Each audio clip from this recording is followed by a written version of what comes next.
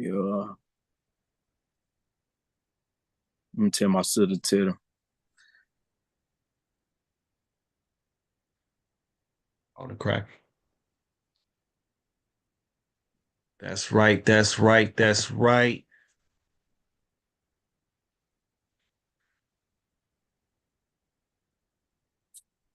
All right. Not that one. This one.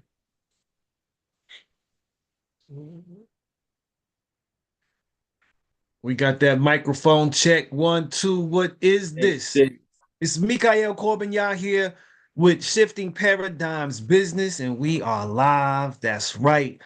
Back at you again with our new season here. This is my 4th interview for this season, man. We're going to be discussing first century Israel paradigmatics. Got a powerful special guest here today. But you know what Shifting Paradigms is all about. We're all about stimulating critical thought, to realistically reshape our reality and redefine our narrative with that dialogue and that Kuji Chagalia. Yes, sir. That's what we hear and we do. And we want to make sure today we're getting some orientations right as relates to our faith to understand the so-called Judeo-Christian expression of the biblical consciousness and awareness. Today I got, like I said, a powerhouse today, man. Came across this brother a few months ago, man, when I actually was building with Rob Zion Lex. And brother and I start corresponding. He came up on the live. We chopped it up some. And man, we've been really rocking since then. Now I think about it, you know what I'm saying? And Oh, so I no. want to introduce to my listeners my brother Moreh Elihu, man. Welcome to the show, my brother. Peace and power. Shalom Lecho. Shalom. Shalom. Yes, sir. Yes, sir. Man, thank you for being with us tonight. But let's go ahead and give yourself an introduction. Give us, who Moreh Elihu is, where you hail from, and all that good stuff, my brother. All right, my name Moreh Elihu. I'm originally from Alabama. Grew up in Florida as well. Georgia is my background. I do a lot of work in Atlanta. You know what I'm saying? I mean to say backyard. Atlanta is my backyard though. So I'm in the 3 main states, Alabama, Georgia, and Florida. A little bit of my background is I come from out of a household that's kind of culturally conscious. My mama was an intellectual. My father was a street philosopher. You know what I'm Yes, saying? sir. Yes, That sir. type situation. So that right there nurtured me and my siblings. Our environment, our household is what kind of nurtured the consciousness in us. And throughout the years, I came across a lot of good leaders, a lot of good teachers, a lot of good people that I was just interacting with on a daily basis from different backgrounds, from the Islamic community, from the Moorish community, and mentors in the Rasta community, Naya Bingi and Bobo Shanti. All right. Man. So that's a little bit of my background. A couple notable teachers that I look up to will be Moreh Josiah Israel, Jacksonville, Florida, at the Spirit of Yah. You Yes, know what I'm sir. saying? And that's one of many of my teachers. Whatever I say though, going forward may not be an exact reflection of any of my teachers though. That's Indeed. deep. That's deep. That's deep. That's deep. Shout out to Moreh Josiah Zebulon. No doubt. That's my brother, man. One of the first brothers that I came across in Israelite consciousness. So shout out to my brother. So, man, talk about you, man. That's a wealth of cultural consciousness that you were exposed to, man. That's dope and powerful. But how did you arrive at Israelite consciousness? Like, what was it that caused you to make such a definitive, you know, profession, given that you had such an encounter with Islam, with the Rastafarian community and the other conscious, communities as well? What was it that definitively said for you, I'm a Yahudi? Well, first off, my infatuation with Rastafari as a younger man, like a child, like that really opened my mind to the many different ways you can even view scriptures in the Bible. Even while having a Christian mind, right, at that time, Christian mind at that time. But also going forward, there was a young man named Haley Ali. He kind of guided me in the ways of what you would call like the Moreh Science Temple. He was a member of the Moreh Science Temple. But one of the tools that he gave me, out of all the many books that he recommended, he said it's 1611 KJV. So right, so now this like snowballing into what finna happen around by the age of I'm probably about 17, 18. I was probably like 16 or 17. And my mama had took me and my siblings to, I believe, on my Alpha meeting. No, it was actually a Kwanzaa meeting. And this night for the Kwanzaa meeting, we poured libations and they was like, call on your ancestors or whatever. And then right after they said, they went around the room, they said, give us your best black history book. And everybody was naming all these books, the Wise Mind of Haile Selassie, so many different books. But this one woman with long dress, she stood up, she was like, my favorite black history book is the Bible, it's the Tanakh. And so I said, So now it's snowballing. And so throughout the years since then, so that was around by 2012, throughout the years since then, leading up to 2020, when I really, really, really started walking. Around by 2017, I was aware enough of the Hebraic walk that, I was going to Shabbat classes and stuff like that, but it really wasn't sitting in me like that. Okay. So that's exactly what, out of all the different ideologies I came across, the different religions or whatever, what made the walk of the Yehudi stick to me the most was the interest is in wanting to know why was the Bible one of the most popular books out there and the most misunderstood book out there. And what is my relationship to these people that we reading in here? Because it looked very similar, coming from a thinking that was not even enabling me to even want to be open to the Bible. You know what I'm saying? Coming from trying to do African spirituality and stuff like that, it really wasn't in position for me to be attracted to it, but somehow it stuck with me and everything started to make sense. So now I'm in this walk by way of a lot of the teachers and mentors I had around me. Man, that's powerful. And to really hear that presentation of the Tanakh being Black history is revolutionary in and of itself, even though we know, where that particular region is, geographically, right? But the presentation of that book has really come to us in that Western Eurocentric type of perspective. And so to really look at the book as an African book, and some even Hebrews would challenge with hearing that word African, and that the One West community doesn't accept that idea, they don't. the African consciousness. But to look at that book as an African contribution to civilization is revolutionary. So talk about, before we get into our conversation, because you talked about, how the book is even perceived. Talk about how it impacted your worldview. Like, how does this now have an influence on how you're seeing the world through the lens of Tanakh and Torah and the prophets and the prophecies, and how it adapts and affects your life personally? First, I start here. I would say that the way that it impacted me, first of all, it mostly grabbed my attention for this impact by its objectiveness. Like every civilization got their records, and inside of their records, it only proclaims its victories. See what I'm saying? So you go to ancient Egypt, Mizraim, or Kemet, and in Kemetology, all of their mythology is like glorifying them. It only show wars they win. And, we go to the Romans, they do the same thing. We go to the Greeks, they do the same thing. You go to Persia, it'll do the same thing. But when it comes to the Bible and the Tanakh and the history of the Israelites, it's so objective that it show you all our downfalls. Wow. It show you everything. So this let me know, like, if somebody able to be this objective, it must be some type truth to it. Also, furthermore, every culture, every civilization records its genealogy, right? But the Bible is one of the only old day records that record the genealogy of all mankind in Genesis chapter 10, right? So you can go to somebody's civilization, right? Like, let's say, for example, let's go to the Sumerian kings list or some of the Sumerian epics and records. They show the bloodline and genealogy for their people. True. But let's go to Genesis chapter 10, where it show you a bloodline for all people and how they spread out through the table of nations. So this lets you know this must be dealing with some type body of work that's very conscious of the world outside of their region, of the world outside of their land. So this is a divine consciousness we dealing with. Good point. That's dope.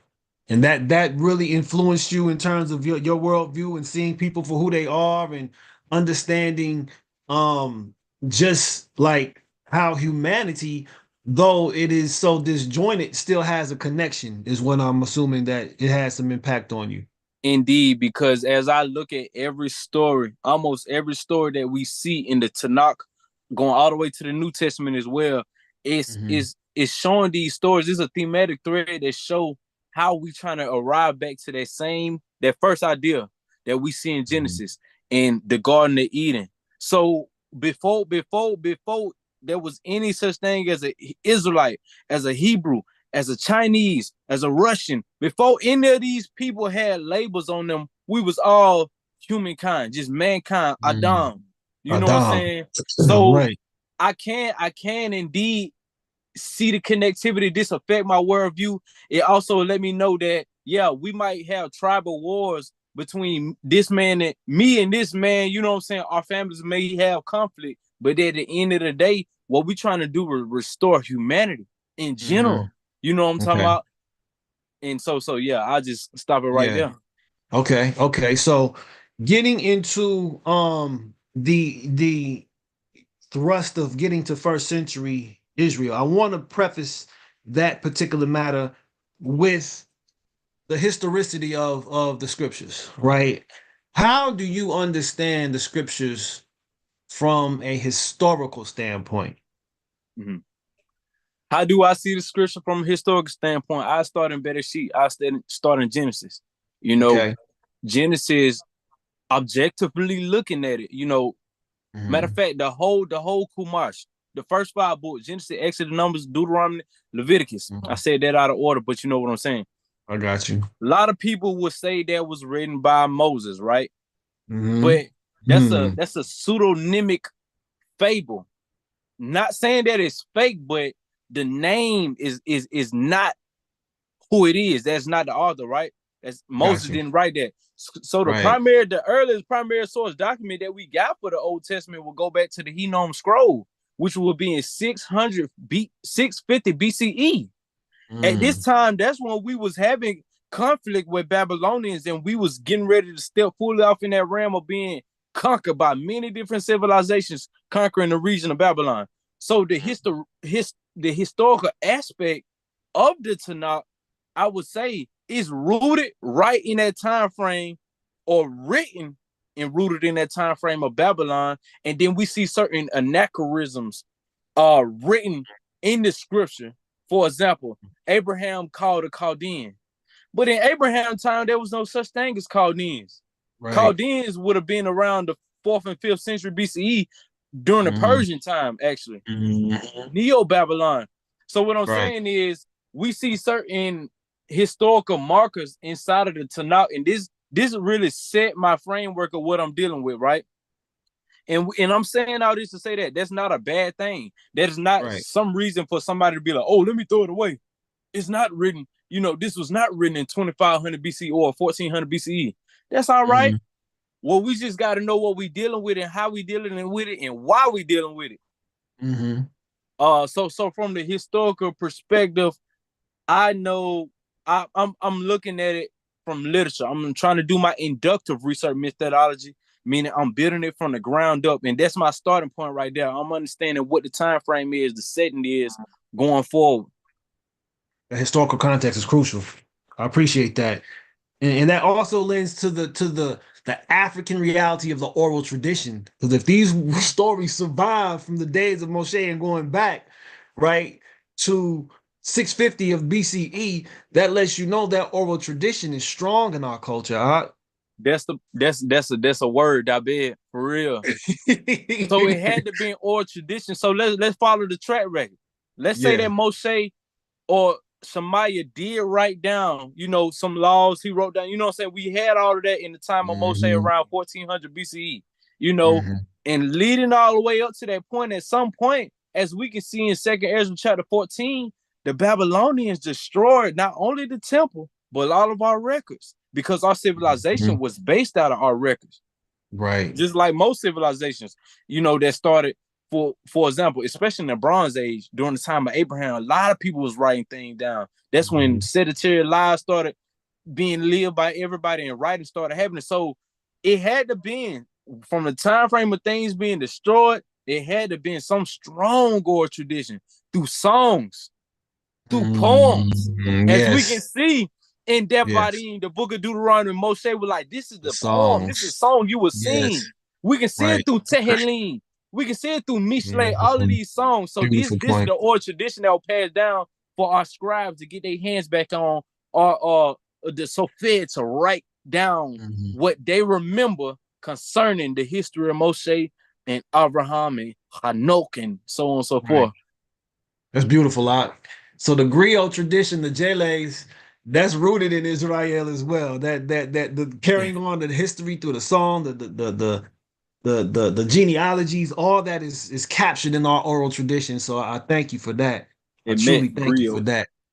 So let's do this, because tonight we're talking about first century Israel paradigmatics, right? And I want to ask you, why do you feel it's important for us to have our eyes at least looking back, particularly to the first century? What's the significance of the first century, and why should we examine first century Israel? Throughout history, throughout the timeline of civilizations, and when we study anthropology, you got certain markers, certain pivotal moments in the timeline. For example, one of those markers we just talked about in the Bronze Age, during Abraham, that's when people first started writing. But then I noticed something. There was a marker every time a culture or civilization dominated world over. What I'm referring to is when the Assyrians, they didn't only take over Israel, they took over they was just taking over, period. Yeah. Then we get the Mede Persians, the Persian and Medes. Then we get the Greeks, then we get the Romans. So up until that point, when the Romans started to have their domination and control, I think at that point, the Romans took all of the momentum from all of these civilizations ruling, and they used that to shape the world that we live in now.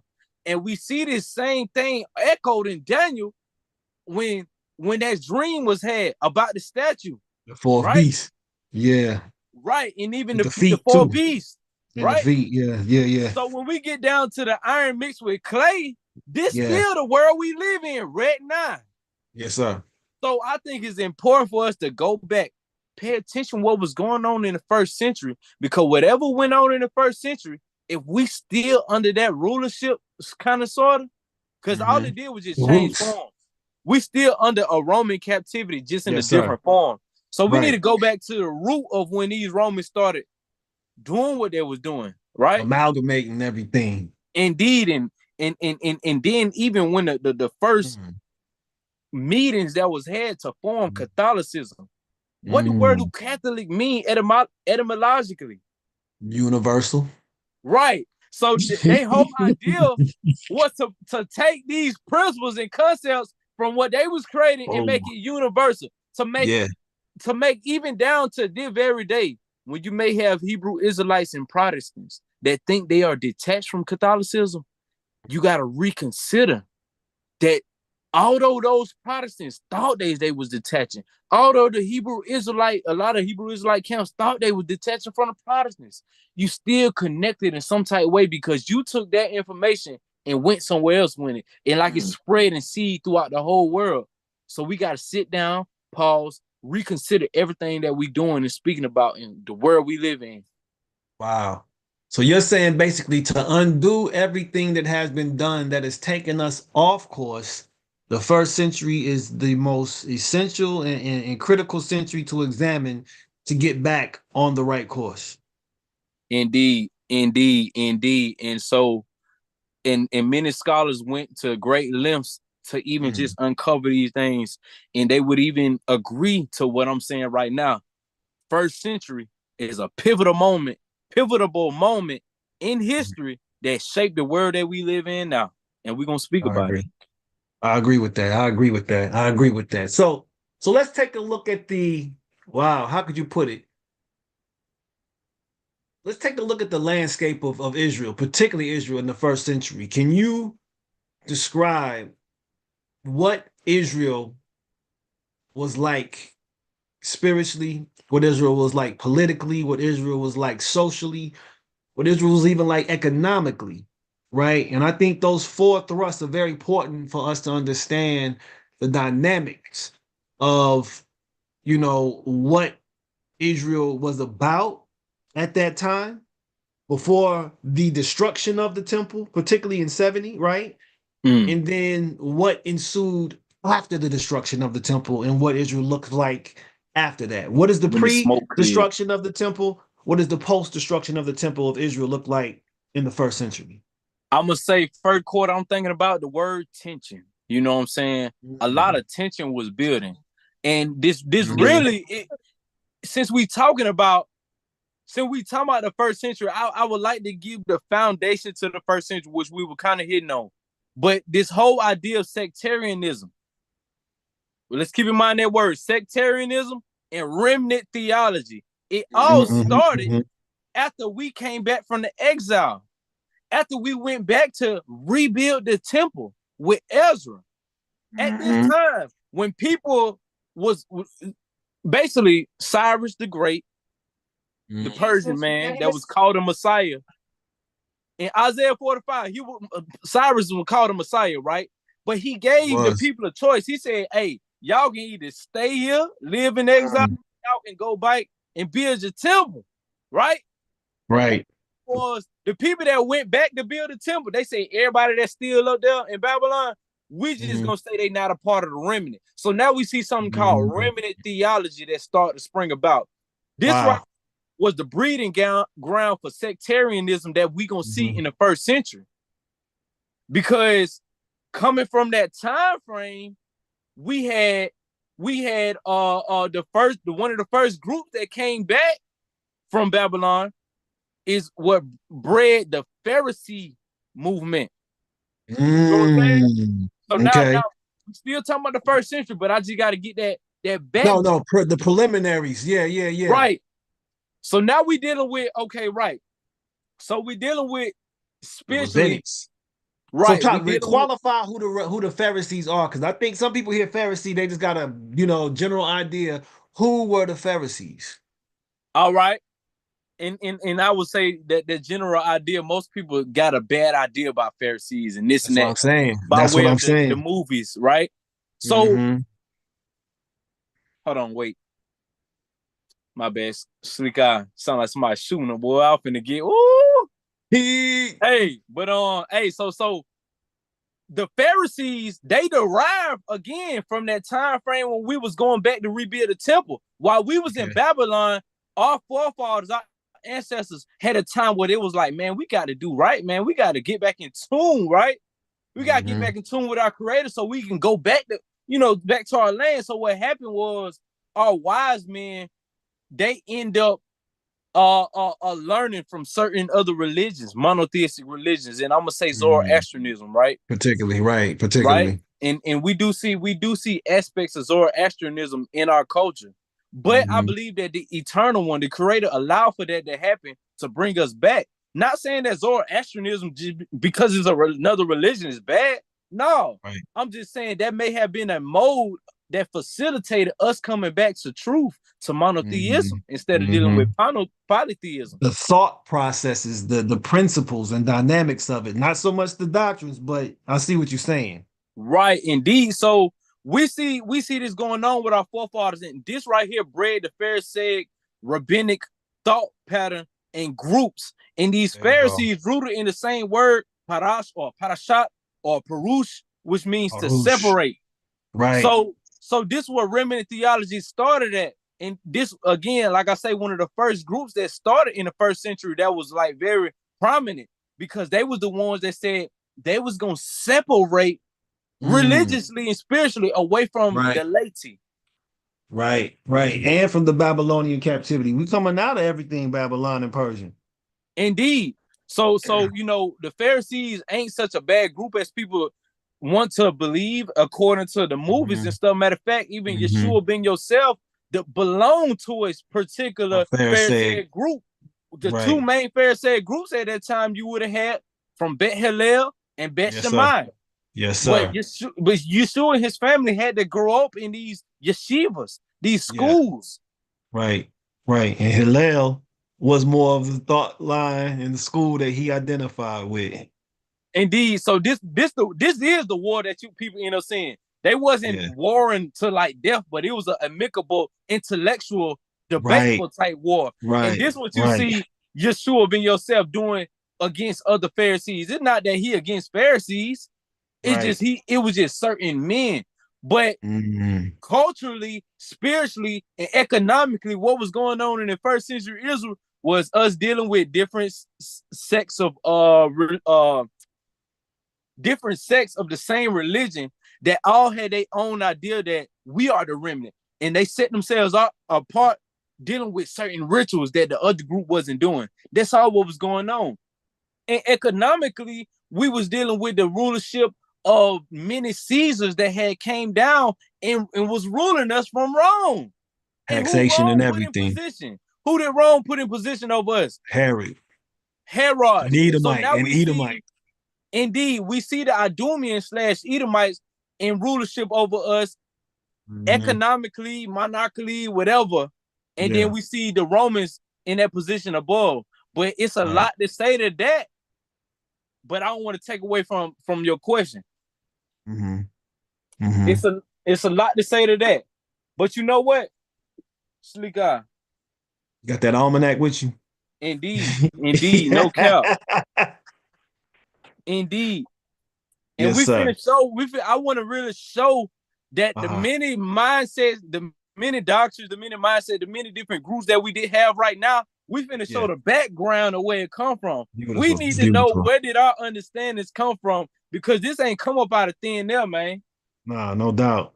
Hey, I just want to say real quick, you're listening to Shift the Paradigms. I'm your host, Mikael Corbin Yahoo, aka B. Michael. We're dealing with first century Israel Paradigmatix. I got Moreh Elihu here with me, and we chopping it up. Just really looking and analyzing historical realities. We're looking at social realities, economic realities, political realities, but of course we're going to look at this spiritually and understand, like he just said, where a lot of these ideas that we have today have their root. That first century is so vital, which we're going to be discussing tonight. But back to you, It's on you, your microphone, brother. Indeed. So I wanted to speak about why these groups, for example, like the Essenes, what we're going to talk about, why did they come about? Why did the Ebionites come about? Why did the Nazarenes? They came about because they saw a corruption that had happened amongst the Kohanim, which we finna get ready to speak about the corruption. First, look, I ain't gonna do too much reading. Indeed, I ain't gonna do too much reading, but I got a first century book right here. It ain't got no title on it for some reason. But anyway, one thing that it mentioned, it says Simon's son John Hyrcanus expanded its territory considerably and forcibly, converted to Judaism many of the people who came under his control, right? So at some point, it was after winning different wars and battles we was in, a lot of people got forced into Judaism, right? Check this out.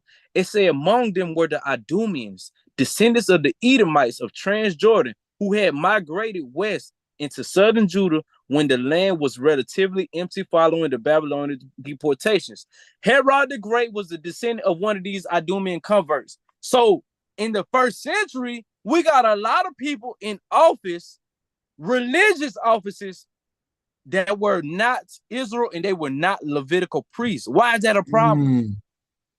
That's what the Torah expressly says should be. You can't be a Levi if you're not a Kohen, if you're not a Levi, and you can't sit on that throne if you're not Yehuda. Right. So this actually stemmed back a little bit prior to the first century, during the Hellenistic times. We had different people that was coming down, taking over the land, and they was selling offices. They were selling the priest office to other people who were not priests, who were not Levites. So now the Torah being broken.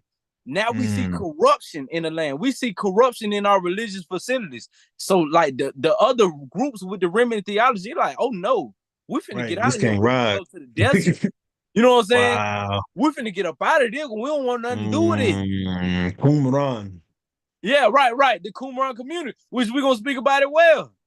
Yeah. You know, and I just want to kind of qualify something. So when you're dealing with the Parushim or the Pharisees, these are the rabbis that are leading Israel in the instruction and the pedagogy of Israel, right? When you're dealing with the Sadducees, these are the priests, right? Particularly the Kohanim, right? Not particularly, but the Kohanim, the Lewiim, right? So you're dealing with particularly the seed of Zadok, which is where the Zadokim, the Sadducees come from, right? Right. Can you express who the Zadokim were? Can you explain how they came to prominence and had established their mode of priesthood um during even that first century? Where did the Zadokim come from? All right, so check this out. I ain't even gonna use my words because I got a passage to look at in one of, and I just ran into this first century book. Now we're gonna look into this almanac. Because one thing about it, even though these Christian scholars are biased toward Christianity, they still gonna put their truth out there in some type way inside of these old books. You know Mm. what I'm saying? So one Yeah. thing about it, they talk about the priesthood corruption.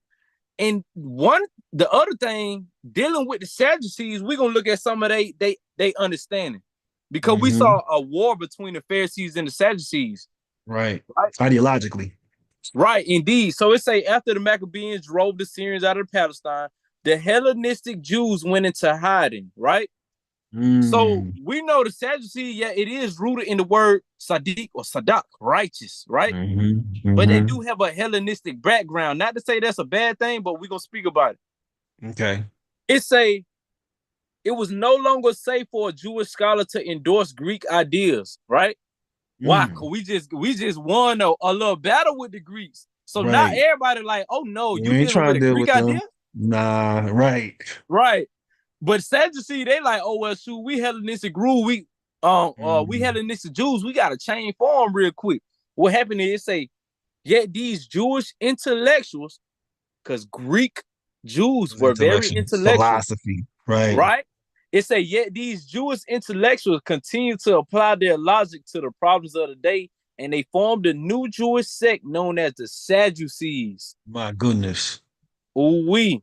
The Sadducees rejected the oral tradition of the rabbis. Now we're gonna say, why did they reject the oral tradition of the rabbis? Right now, we're finna deal with objective truth. And I ain't on nobody's Wow. side right now. Right. I ain't on Right. nobody's side. It say they accepted only the written law of Moshe and condemned any teaching that was not based on the written Mm. word. They saw too many Mm. Persian and Assyrian influence in the teachings of the Pharisees and felt the Pharisees were traitors to the Jewish tradition. Wow. So the That's Hellenists felt that the Pharisees were traitors, and the Pharisees felt that the Sadducees were. Wow. you Contention. see it getting crazy, right? Contention. So Contention. so this the tension going on. Wow. Now, this go back to what I originally said, man. Remnant Hmm. theology that started with the Pharisees. Hmm. They was steeped in a lot of Hmm. esoteric knowledge of the Persians. Hmm. You know what Hmm. I'm saying? Mysticism. Right. And so this what the Sadducees were using to get the Pharisees. They're like, well, shoot, y'all ain't started doing that until the 600s when we was in Babylon. Mm. So the Sadducees, like, what was our original idea prior to y'all having what y'all had contact with the Zoroastrians, and then Mm. the Pharisees on the other hand, the rabbis like, well, shoot, y'all dealing with the Greeks, y'all dealing with these Hmm. Europeans. So now it's a war, Right. and Wow. that's not to say that Greek, It's all bad. right? That's Right. not to say that any of it bad. We just dealing with history right now. And you think about it, Doc, when you're in that close of proximity to someone, you're going to learn some of the ways. You're going to pick up on some of the nuances. And so, historically, even when we look at what Yah's doing, though, it isn't necessarily something that the influences that our ancestors picked up on were all negative, right? Right, The idea is to understand how to now apply these principles to go and bring these people closer to the Most High. Because there may be some very dope practices that the Persians, right, had and that the Hellenists had that we can apply in principle, right, to Indeed. worshiping Yah. And you see that even in some of the teachings in the 12th century with the Rambam, with Moshe ben Maimonides, who So took a lot no. of Neo-Aristotelian thought and a Neo-Socratic thought, and he applied it dynamically to Torah, which gave a almost a more pristine and clear perspective of how to go about carrying forth the ways of our Father and our King. Right. So again, like you say, is like you gonna be influenced by the stuff around. Like, 'cause right now, like while we out here eating hot dogs and cheeseburgers and pizza, you know what I'm saying? You know, we even in our awakening influenced by certain aspects. And not to say that those aspects are all the way bad. It's about, for example, another example, linguistically. Throughout the timeline of Hebrew speaking, linguistically, it never had been the same. It was always influenced by whatever people use around. When we was in Egypt, we had a Mizraimite type Hebraic tongue. You know, when we was in Persia, we picked up Aramaic in this box letter font. And then now, you know, a lot of people gonna say it's Yiddish involved with it, but it's just about who you're around at that time. You may be somewhat influenced, and this was snowballed to make up a culture anyway. Man, oh man, we getting a lot of buzz on YouTube, so I'm just responding to some of the people saying shalom. They're glad to see us in here, so just saying, you know, one love back to the people. So big up, big up, big up. So go ahead and continue on that though. And it's I'm so glad you brought that up in terms of the contention that existed between the Parushim and the Zaduchim, right? Because that is so clear in how we can even look at that today and the influences of how the oral tradition is accepted today by so many of our Israelite brothers and sisters, right? That has a root in Sadducean thought. And so when we look at the matters of dealing with mysticism, right, that comes from the rabbinic mind, the Harushim or the Pharisaic tradition more so. That's very Indeed, profound. That's indeed. profound. But I would say, you know, going forward, even if we speak in the terms of like esoteric mysticism of the Jews and even like Kabbalah, I would say that snowballed between a lot of the other cultures outside of even just Persian roots and Greek roots. Or just outside of rabbinic and Persian roots, because, you know, even some people will try to say that gematria or numerology descend from, you know, Platonic thought. But It but with transcends that, that. you know, with that being said, that's the cultural tension at this time in the first century. So now now it's no wonder why other groups are like, oh no, we got to get up out of here. Because the Sadducees, they really out here just trying to have money. You know, they don't believe in angels, they don't believe in demons, they don't believe in spirits. They just, Resurrection. you know, they just believe about doing the letter of the law and just getting money, being politically on top.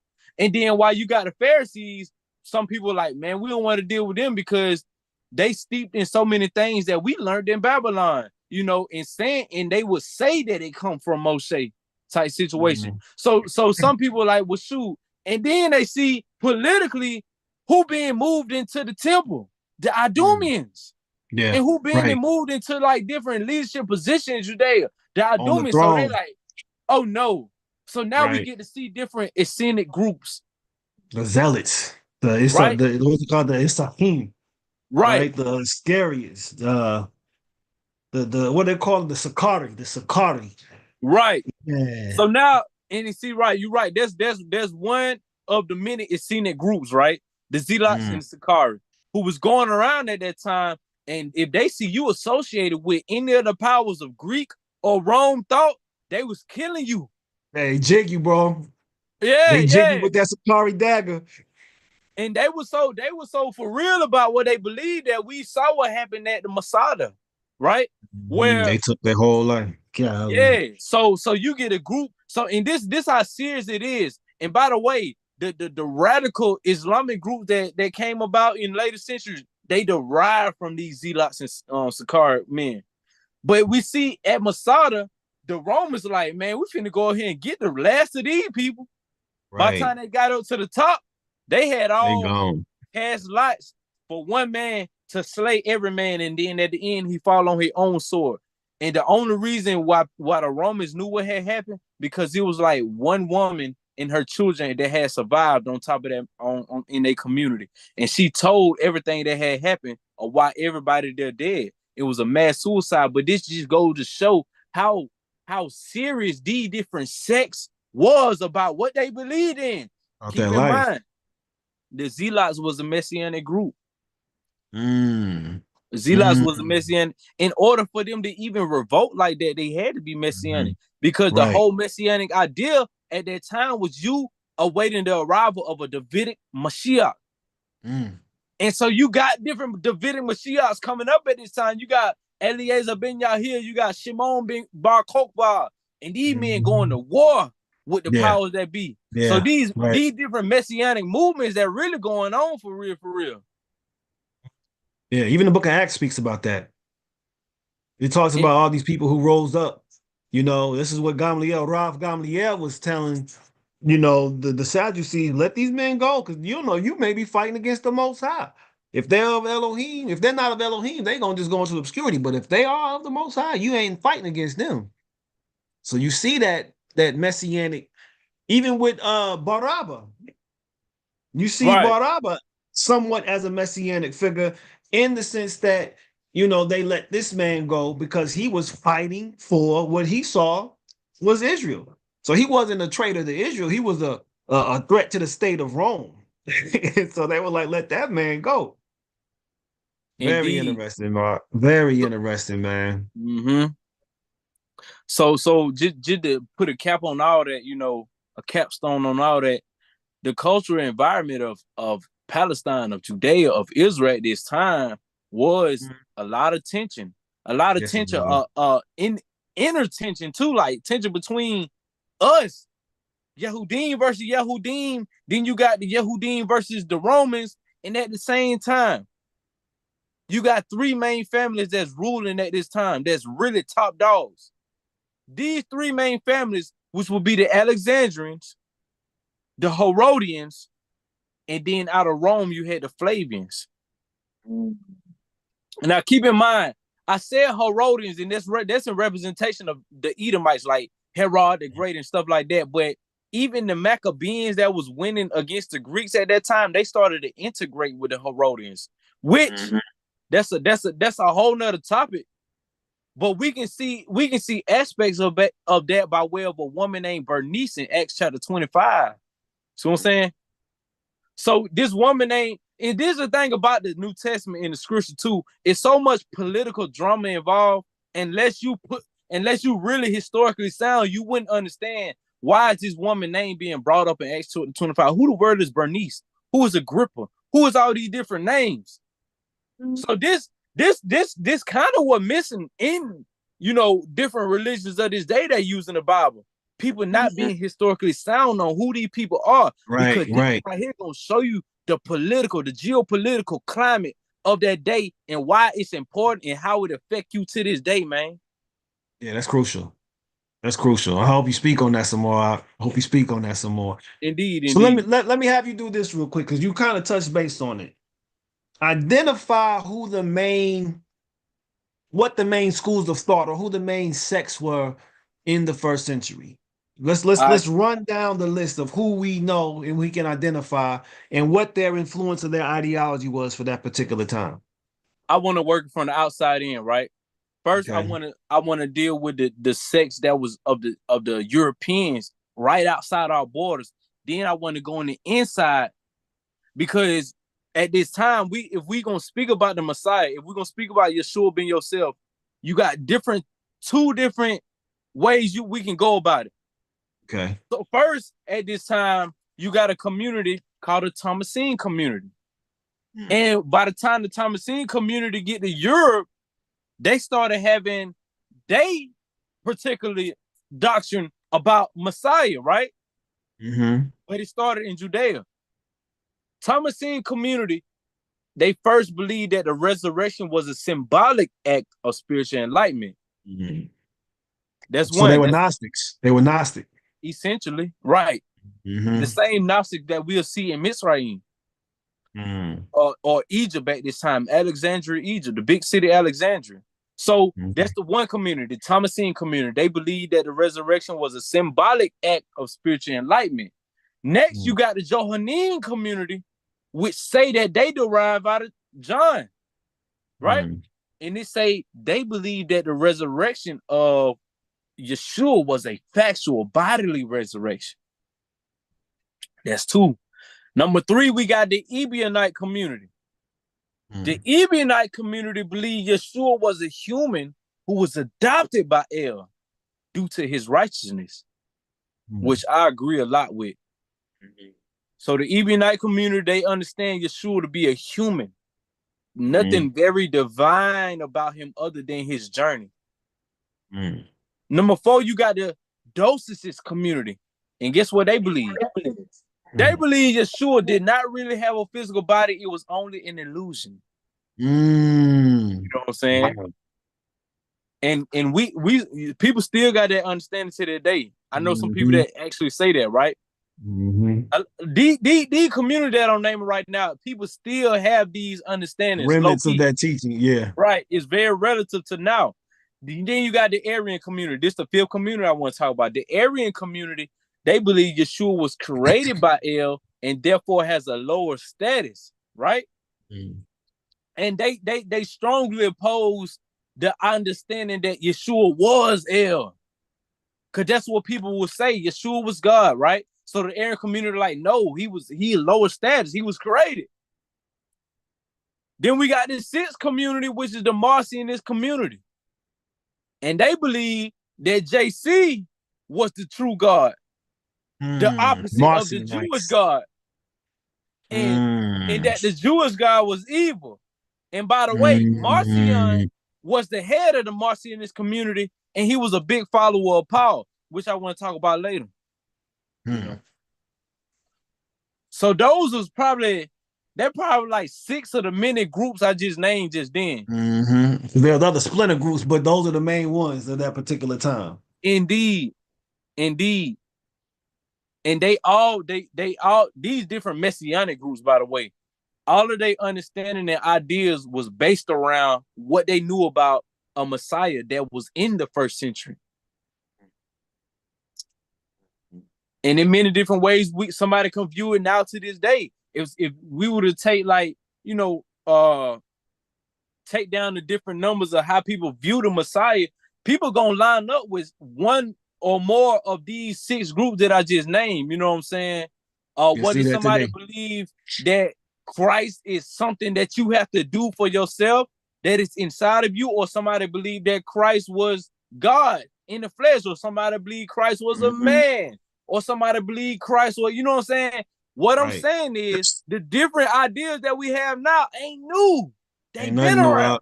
Yeah, they have. Yeah, they have. Good word. Good word.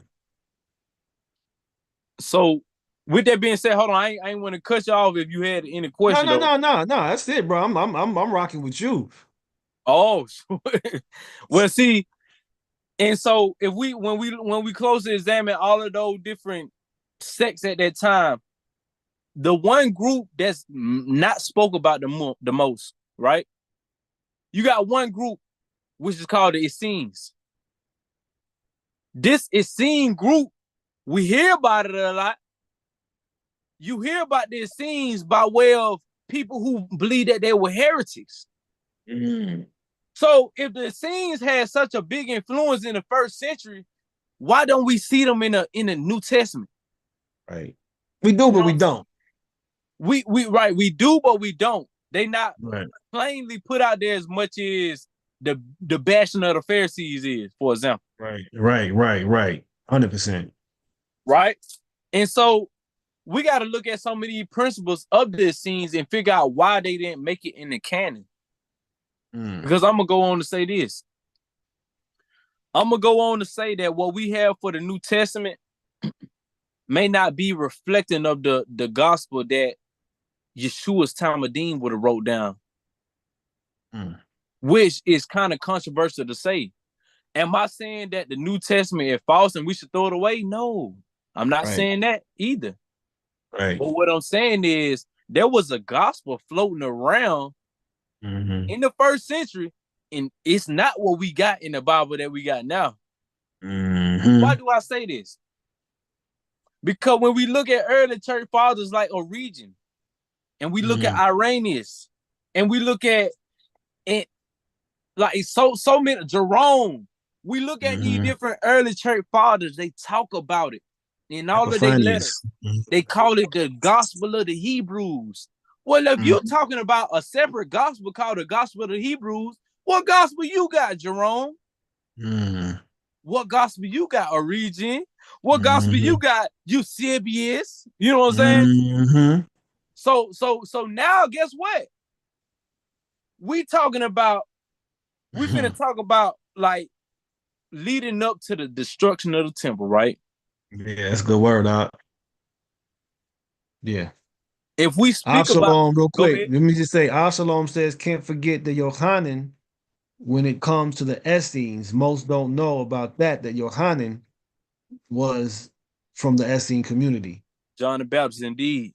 Yes, sir. And then so Aisha Jefferson says, speak on the ideology of there being many messiahs. We'll get to that. We'll get to that, Occult. We will get to that. But I want him to get into this gospel that he's talking about. This is a very, very critical point for us to understand, because we do have to be critical when reading what we know of the New Testament today, because it is a confluence of many different ideologies that had come into it that we got to rightfully divide and be able to really interpret with a critical mind. But go ahead, Aki. I'm gonna leave that back to you. Indeed. And them questions, we definitely gonna come back to them. But we're gonna first start here. We're gonna kill the dogma, and this killing dogma for myself as well. When we look at primary source documents for the New Testament, the same way I just talked about the primary source document for the Old Testament, go back to 650 BCE, the Hedon scroll. The earliest primary source document we got for the New Testament go back to 66 AD. I think that's the earliest little piece of scroll they can find. 66 AD. And what text was that? What was it written in? That was Mark, and it was written in Koine Greek. Okay. Now, the only thing alarming about that, because all the gospel that we got, according to Matthew, according to Mark, according to Luke, according to John, these four gospels, they range between basically 66 AD to like 200 AD. That's a problem. If that's somebody not a witness, that's not a witness. That's not a witness, right? It's not a first-hand witness, right? You know what I'm saying? To somebody who would have lived and died in 33 AD, according to the narrative, right? Right. The reason why I say this is because Yeshua's Talmudim lived during his time frame. They would have seen him die in 33 AD. Of course, first quarter, if they were literally sound, they would have started journalizing and recording this, right? Or even had they understudied to journalize or record it. We could say that it will pass down, but check this out. Paul, the oldest New Testament manuscript we got is by Paul, and it was the book of Galatians written in 48 CE. So we got the first gospel written in 66 AD, and we got Paul written in 48 AD, which Paul got the first little something written in the New Testament. Paul never met Yeshua. Why was he the first one that was recording and journalizing anything? Right? So check this out. Let's follow it. What significant event happened in 66 AD? The revolt. 66. The Bar Kokhba revolt. So the revolt that led up to the temple being destroyed in 70 AD, it started in 66 AD. Basically, the people was tired of spending money or paying money to the Romans. See what I'm saying? And the Zealots started setting off fires to all the Roman banks. So Emperor Nero up in Rome, he was like, oh no. we finna send Vespasian down there. Vespasian was a warlord. He was a general from Rome. He had just got done knocking off the doggone Druids. You know, the Druid community, the occult, you don't hear about them no more. None of their records survive. Why? Because Vespasian went in there and handled his business with them. So Nero like, shoot, man, we finna send Vespasian and his son down there, Emperor Titus. And we finna stop these Zealots. another person that was instrumental in the stopping of the Zealots was Bernice, that we see in Acts chapter 25, who was, you know, related to Agrippa and related to Paul as well, which we're gonna get on later. By the way, I'm not trying to bash Paul, I'm just going over history, you know what I'm saying? Right. So he was related to this woman named Bernice. Bernice wanted to get rid of this doggone Zealots. Bernice was married to an Alexandrian man who was a Jew. So look, this war that's going on, this war is basically between Jews and Jews as well. From the outside, it looked like Jews fighting with Romans. But from the inside, it's Alexandrian Hellenistic Jews versus Zealots. My goodness. And I'm going to give you, and just for anybody who may be listening, I know this sounds like a lot, like, damn, how we going to keep up with it? Just write down some of these names I'm talking about. Go Google it later. I just mentioned a woman named Bernice found in Acts chapter 25. When you start looking into her life, you realize what was the actual climate at this time. Bernice was a bed wench. You know what I'm saying? She was a mattress back, like what the Malachi Maccabee say. She was laying down with many of the aristocratic Jews at this time and many of the Roman generals. So check this out. She mentioned in the book of Acts, but she also was the same woman that wanted to get rid of these Zealots who was revolting, and because they was threatening the Alexandrian Hellenistic Jews. Because at this time, in order for you to be a Greek Hellenistic Jew, you had to have money. You went to the best schools, you know what I'm saying? And you was really running a business. So follow along. So we got this woman who is also married to this dude named Marcus Alexander. Marcus Alexander was the nephew of Philo. Philo is the one who, you know, Paul quoted a lot of Philo words. These families that I'm mentioning, they all related and interconnected with the Roman families who were the Flavians. Now let's follow along. So Philo also wrote a Targum, right? Was Philo one of the ones who had the Targum? Philo, Aramaic Targum? Is that, no, I'm thinking of Onkelos. That's Onkelos. So Philo had a whole philosophy, though, that he taught about the culture. Right. Philo was a Greek Hellenistic Jew. He was very influenced by Plato. That's what I'm thinking about. Okay. Right. So Philo also, you know, he had a lot of money at this time. He was also related to Josephus as well, Flavius Josephus. All these people in the same family, they all in the same cahoots at this time. They the top dogs.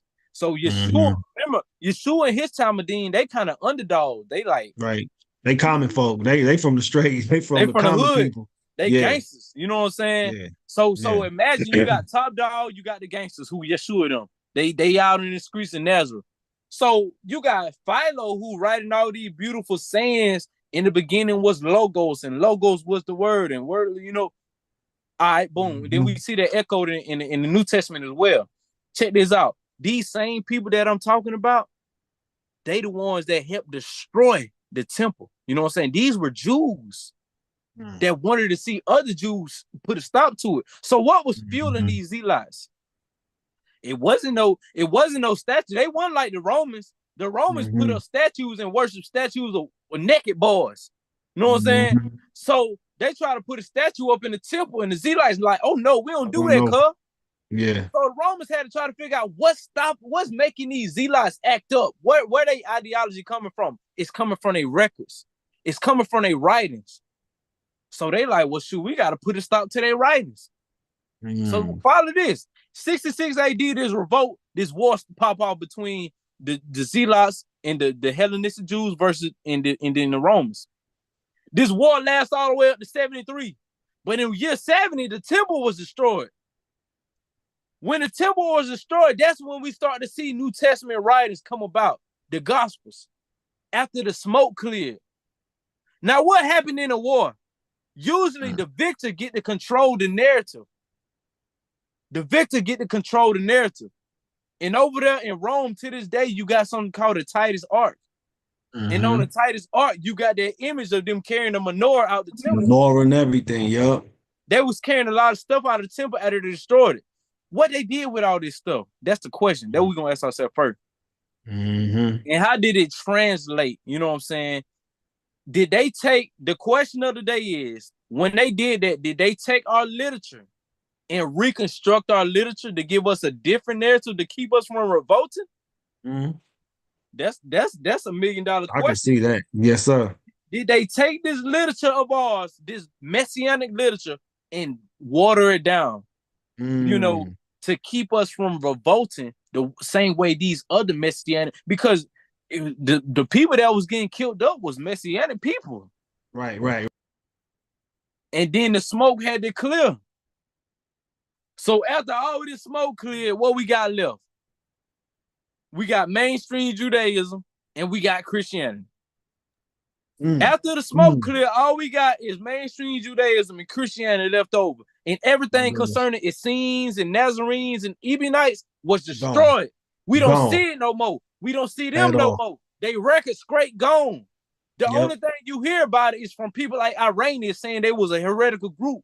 People like Josephus saying that they was a weird monastery type group in the desert, and they didn't eat animal flesh. They only ate fruits. They fasted a lot. That's all you hear about them. You know what I'm saying? Right.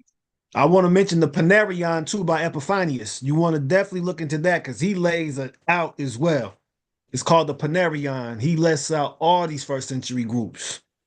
Indeed, Epiphanius did a lot of work. Matter of fact, another book Epiphanius wrote called Higher. This Epiphanius writing actually talk about some heretical gospel that was going around amongst about the Hebrews. And inside of this heretical gospel, guess what? You don't see no virgin birth story or nothing like that, because those Ebionite groups, they said we wasn't around when Yeshua was born. Like we was young too. So how can we have an account for how he was born, right? So, and this is why we got a lot of debates to this day about whether or not he was born from, did his mom and dad lay down or did they not? Right? Right. Was he a demigod or not? Right. So the Ebionites, they in their gospel, like how the other church fathers record, they gospel don't have nothing about that in there, because they say they can only account for him as an adult. That's when they met him. So it ain't no narrative they pushing with it. Right. You see what I'm saying? Huge. That's huge, y'all. I'm glad you're bringing these points up real quick, because this is like the smoke that we have to let clear. We got to let all this smoke clear so that we can see clear back to this first century when I believe was one of the most clearest expressions of the Torah culture.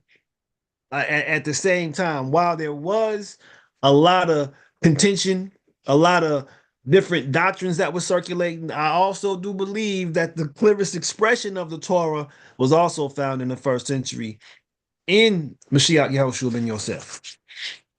Indeed. And when we even analyze what we do have of the New Testament, right? Because again, I'm saying I ain't throwing no New Testament. I don't throw the baby out with the bad water. I understand there's certain aspects in there that did reflect a historic Yeshua. And then me personally, I do understand that some aspects don't reflect historical Yeshua. It reflects midrash Yeshua. It's a way that you should use that. Right? Exactly.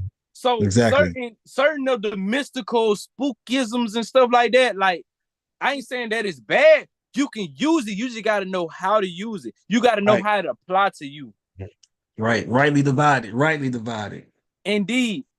But see, like I say, a lot of that don't reflect the historical man Yeshua that was walking in the first century. A lot of that it reflects the mysteries that came about after he died. After anybody died, sometimes people romanticize and create all kind of beautiful stories about them. Yeah, he did this, man. It was amazing. They did Nimrod the same way. They gonna do Michael Jackson the same way, Tupac the same way. You know what I'm saying? Michael Jordan, Michael Jordan can fly and all this and that. Right. You know what I'm saying? Right. But these are stories that being passed down. But the whole point of those stories go straight over people's head. You know what I'm saying? Yeah. So let's look at now a little more dealing with how these different sects have come to influence us today. Like, how did these teachings that came about? Because I think that you bring up the New Testament, You bring up how there were different gospels even circulating at this particular time. So what groundwork during the first century was laid that has impacted our teachings and our doctrines today? That had impacted our teaching and our doctrine to this day. Well, the first thing is start off again, first century, very pivotal moment in history, because whatever was going on in ancient Palestine at this time, by the time the Romans got their hands on it, they was able to create a new world order out of that. They was able to create an antichrist idea out of that. And by way of these different meetings that they had, the Council of Laodicea, the Council of Nicaea, the Council of Hippo, the Council of Carthage, you know, these different meetings that they was having, the way how it was pushed out, it affected us in ways today of different forms of borderline idolatry, low key.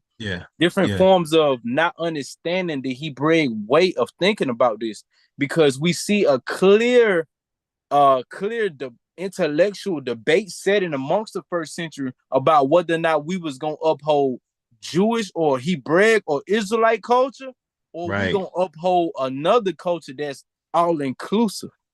And keep in mind, at this time, while the Romans ruling what they ruling, they gave you the freedom of religion in Rome. But they said the only thing is, by way of the Roman imperial cult, you had to recognize the Caesar as the son of God. See what I'm saying? So now we start to see a son of God concept going on. They said you can have whatever religion you want, just recognize him. And so by the time they come in contact with Jews, they like, hey, y'all come over here, share y'all religion with us so we can learn and practice your religion too. That's how Rome is. That's how the Europeans is. They want to learn from every religion. Come on, show us, y'all. Syncretisms, What the Jews like? The Jews had just got done dealing with so many different forms of captivity. Like, we not dealing with y'all. They're for us, you know. So the Romans like, what? How dare y'all? You know what I'm saying?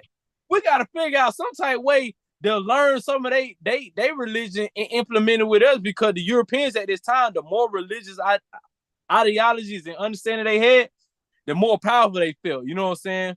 Because this is a way that they was going around and conquering different lands. Exactly. Bringing them into the empire. Right. Bringing them into the empire by integrating your religion and your spiritual system. See what I'm saying? So shoot, here we go. Here we go. Now we dealing with Rome today. It's still that same way. We finna integrate all these religions together. We got coexist. And now look, you know, hey, we finna pass it out just like this. And it's even infiltrated in groups to this day that don't think they're a part of it. Like a lot of the Hebrew Israelites, you know what I'm saying? A lot of Christians who don't think that they're a part of it really is a part of these integrations and understandings that derive from the first century. My goodness. I want you to qualify something, because you made a mention of a term that I think needs to be clarified. You used the word antichrist. Clearly define what that means, because I think some people have a misunderstanding even of that concept and that idea. What do you mean when you use the word antichrist?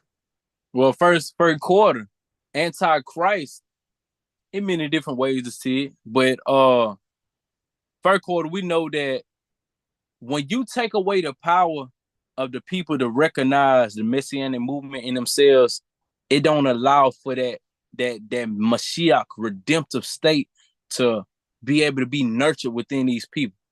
And so whatever figure that you take and uphold that, and let me just go ahead and be clear. I'm gonna say, for example, JC.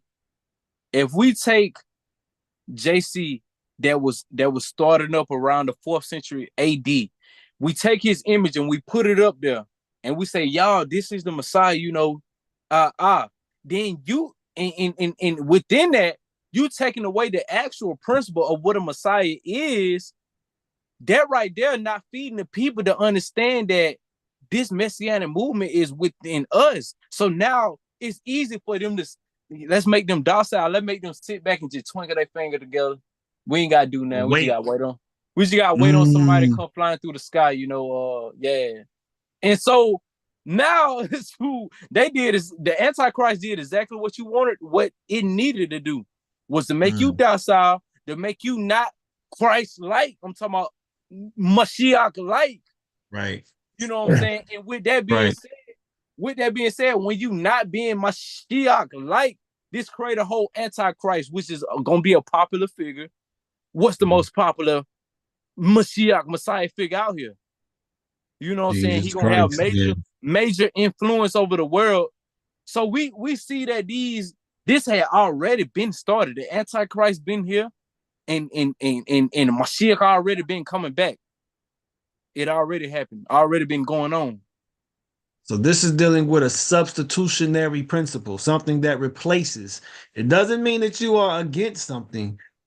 It means that there is another type of idea that is presented, right? That counterfeits and that replaces.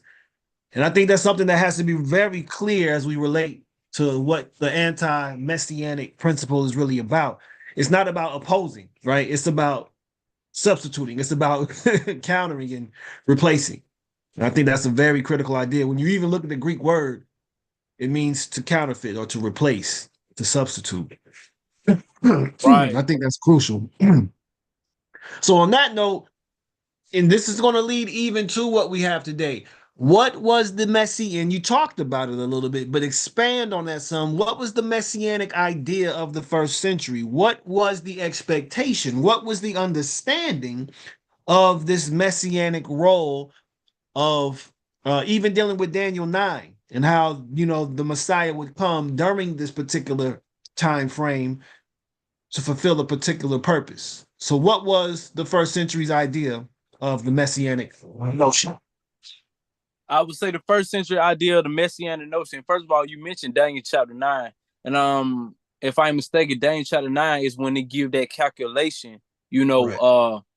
Where coming from the decree that was mentioned in Ezra, leading up to how we know that this was during the time frame of the first century, right?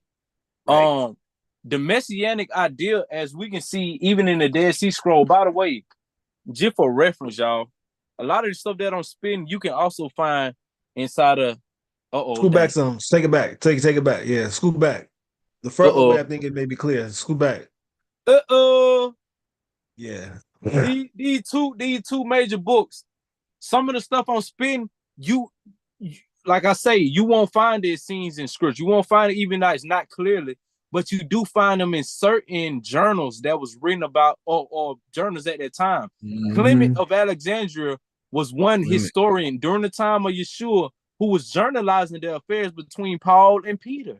And so within this, you can get a clear understanding of what these people understanding was at this time. We got the recognitions of Clement or the Clementine homilies. Another book will be the Nazarene Acts of the Apostle, right?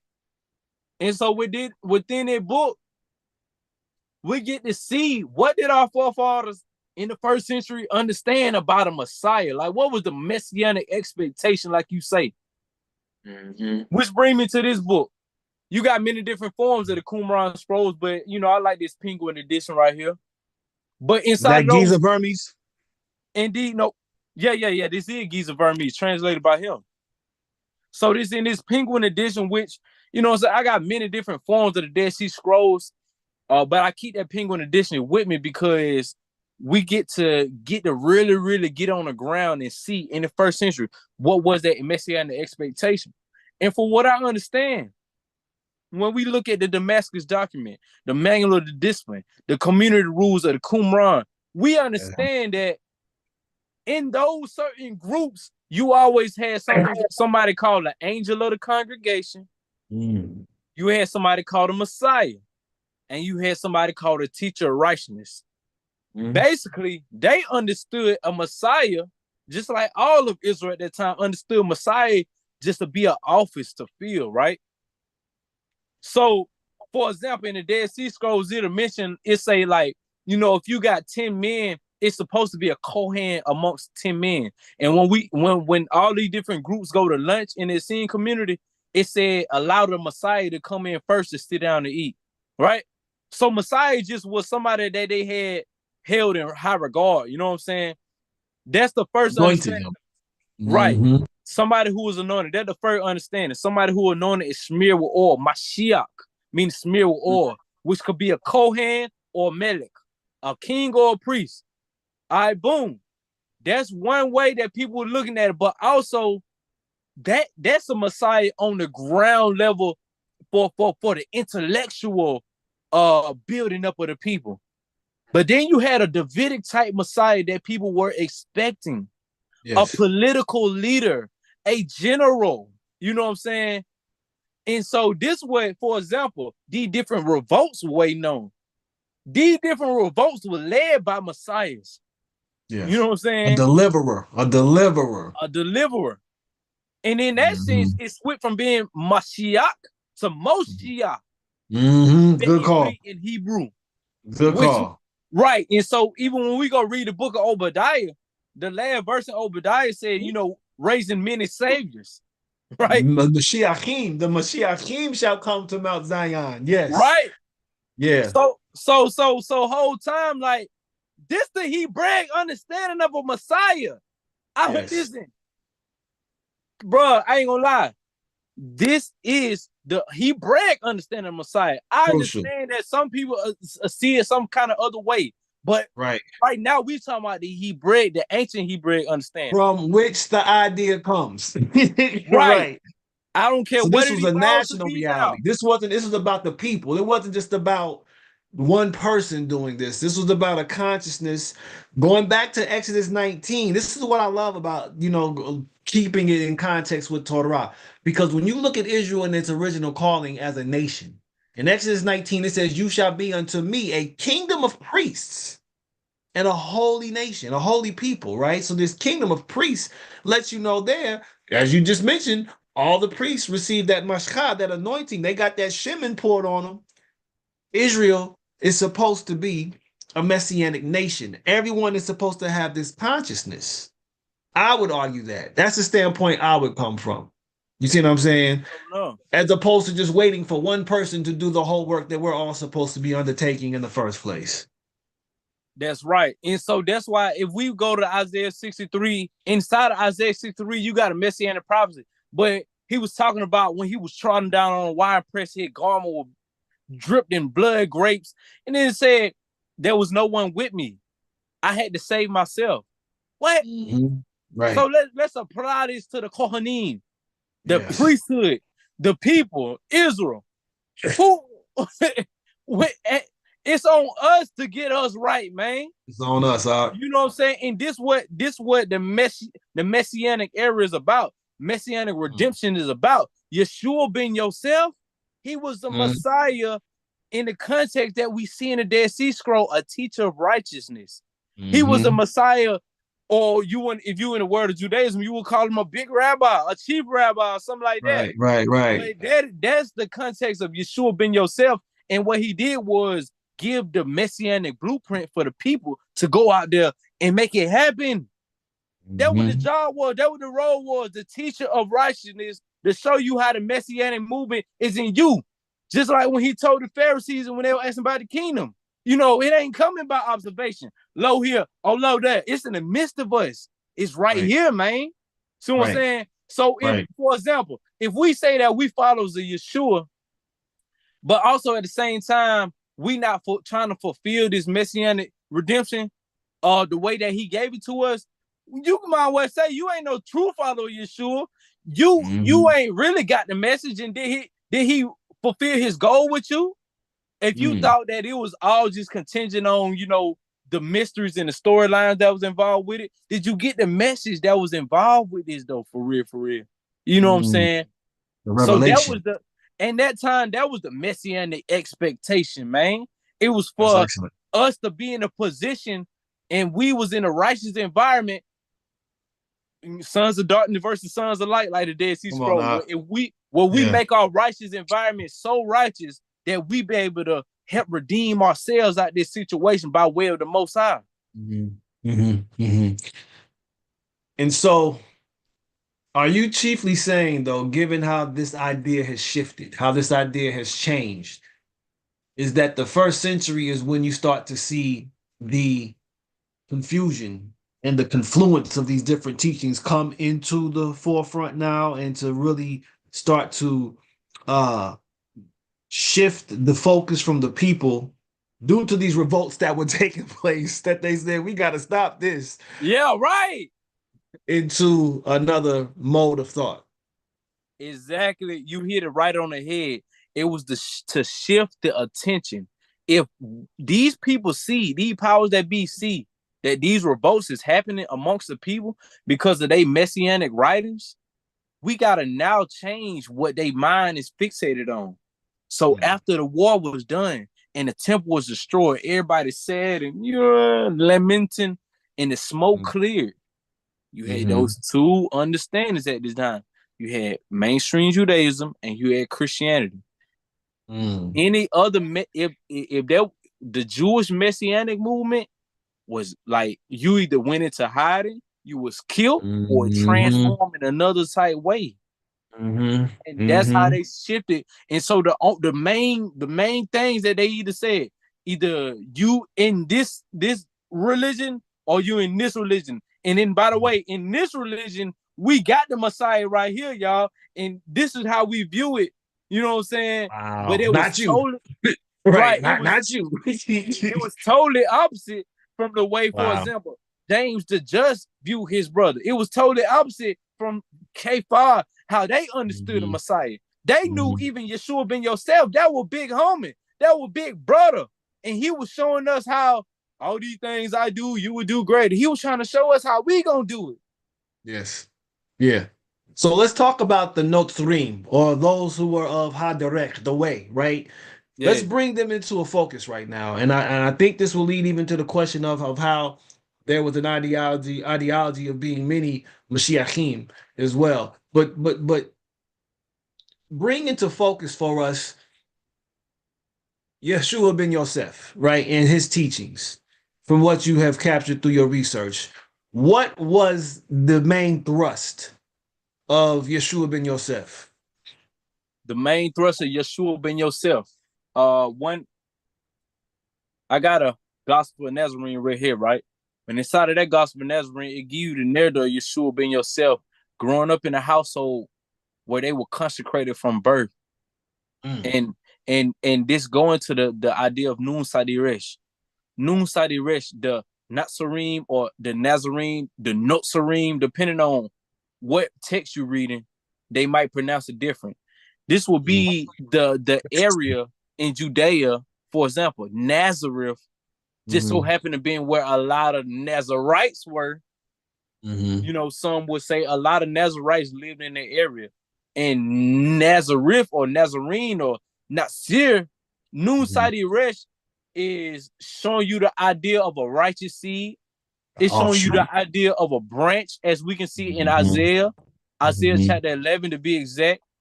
It can show you like an offshoot, like you said, a sprout, a branch. Right. So what the world is this talking about? Good call. So, right? So what the world is this talking about?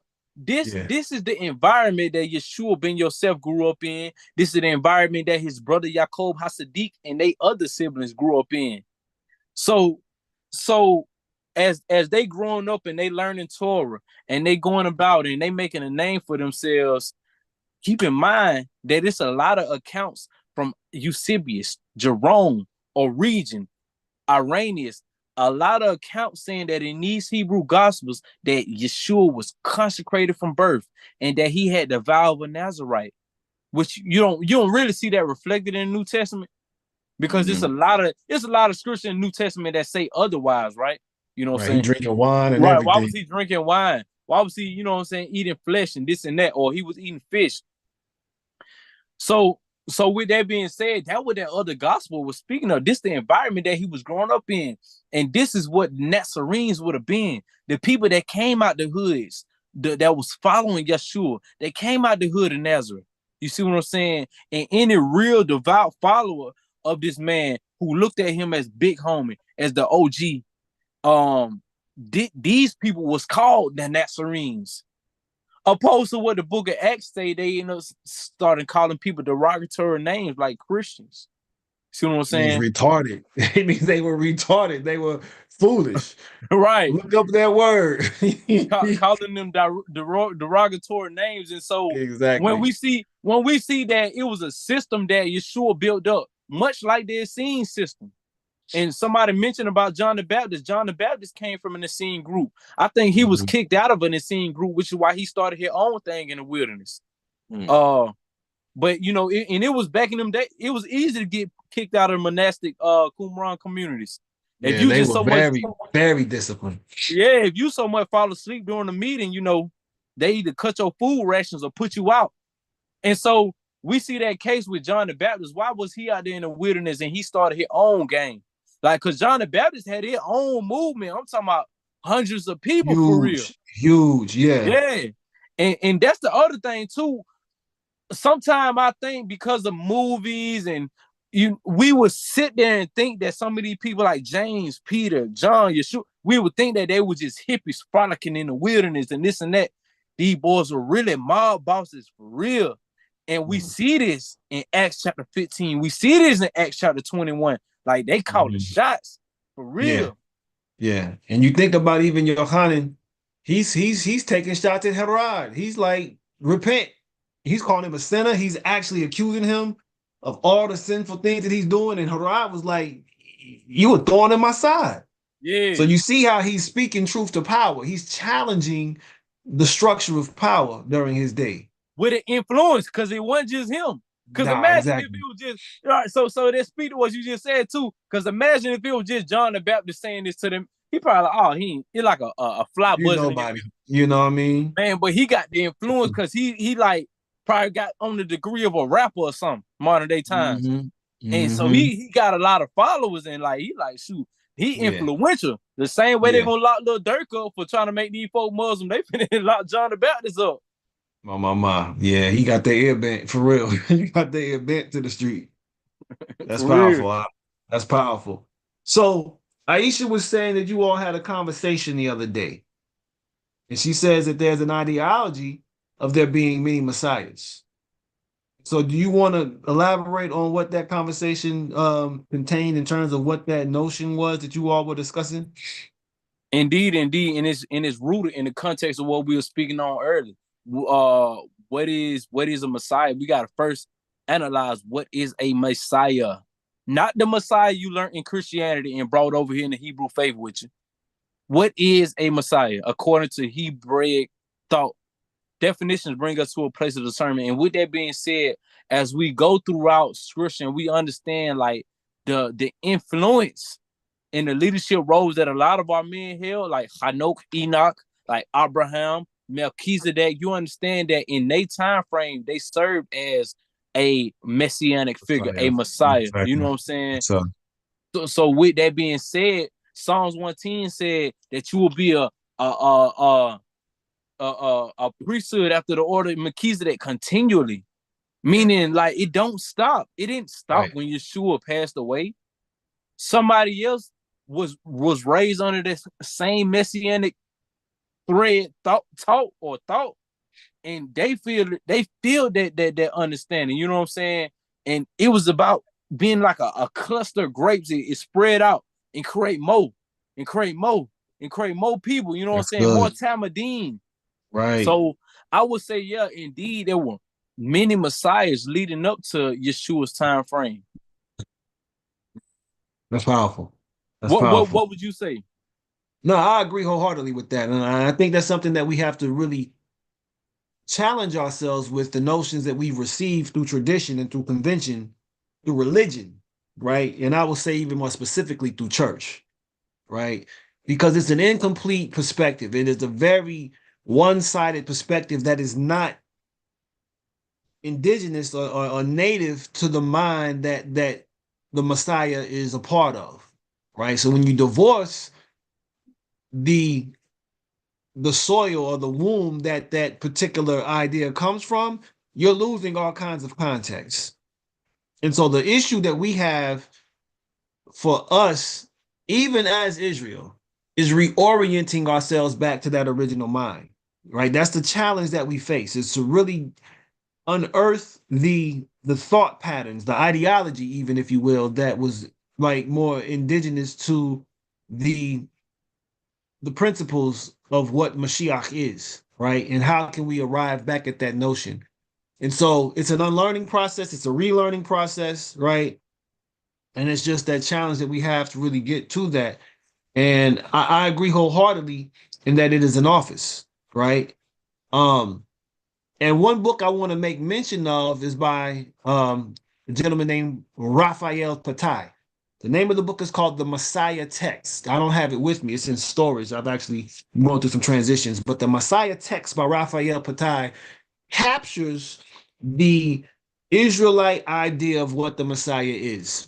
From the suffering servant notion, Mashiach ben Yosef, to the conquering lion of Mashiach ben Dawid, but everything that it contains and what it's about. And I definitely strongly recommend that book. And one thing I want to talk about, and we kind of touched on Daniel 9, is the idea of Mashiach as the Redeemer, as the suffering servant. And when we look at this, I want to ask you, are you aware of any, and I will use the word any midrash, any rabbinic commentary that talks about the Mashiach as the atoning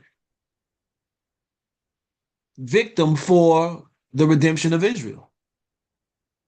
Not from the rabbinic side, no. Not any midrash that I can think about. I mean, okay. and I would say New Testament is a midrash, you know what I'm saying? Indeed. Yeah. But not from the rabbinic side. And this is why I wish I had that book with me, because there is in this book where it talks about the Akedah, binding of Yitzhak, right? And Yeah. it refers to that. And it uses some of the language in the book of Jasher that Yitzhak is said to have stated to his Abba, Avraham, when he asked him, where's the lamb at, Abba? Like, we got the fire, we got the wood, we got the knife. Where's the lamb, right? But when he reveals that he is that lamb, he's like, I will gladly do this. I'll have no problem. I will do this with joy in my heart, right? And so the Midrash says that before Mashiach was incarnated, that he was actually given this mission. And I forgot the name of it's Midrash, and it talks about that's a rabbinic midrash, right? Like, yes, from the sir. Orthodoxy. That's hard. Yes, sir. Yes, sir. So he talks about that he has this mission to redeem his people, and he's going to have to suffer for the sins of his people. And he's like, how long will this suffering be? And it uses the word a triennial something. It's just like it's going to be for 3 days, so to speak, but his death will be for 3 days. And he says, this is something I will gladly accept. I'll take this yoke on gladly and we'll do this. And it's in the Messiah text in the suffering servant particular aspect of this particular book. And even there are some other notions that they use, particularly of when Melech Shaul and particularly Yonatan ben Shaul, when they died, the blood that they shed atoned for Israel, who is now suffering from a famine as a result of them breaking a covenant that they had made with some other people, that they would not enslave them or actually banish them from being alive. And so when they died, that famine ended, and that the blood of the righteous, particularly Yonatan, would atone for a nation of the people. So there are rabbinic notions of messianic redemption through the blood of the righteous, right? And how that blood can atone. And so there's other ones as well. There's a website that I could actually pull up that shows the rabbinic midrash and commentaries and interpretations of Tanakh passages that show how that is not just a Christian idea. It is a very rooted in Torah consciousness notion that goes, back to even rabbinic notions and rabbinic thought. I can understand that as well. And you know what? That idea don't really conflict with those Hebrew gospels outside of the New Testament that even though early church fathers were talking about that comfort and sin community. It don't conflict with that idea, but it is perceived in a different way. You know what I'm saying? Because they would say that this was leading up to Jerome, matter of fact, I think Jerome wrote about it verbatim, where he understood that Essenes had they doctrine of saying that Yeshua whole mission was to get rid of temple sacrifice. You know what I'm saying? But they do tie that in with his political assassination. Okay. And I worded it in that way because that is the viewpoint of how they saw his killing was. a political assassination that probably had some type of divine orchestration in order to it.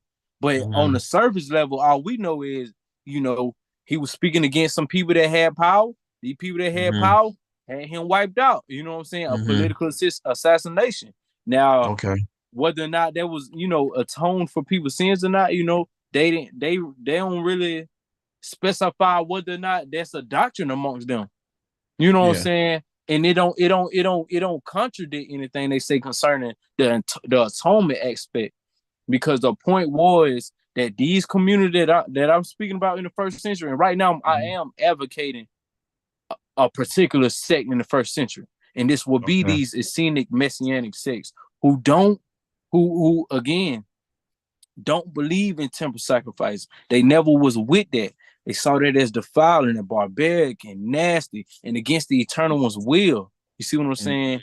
And so this led up to their understanding of how the political assassination of Yeshua happened, was to get rid of that. So based on what you've come to understand of who Yeshua ben Yosef is, can you give us your perspective of that individual relative to the office of Messiah?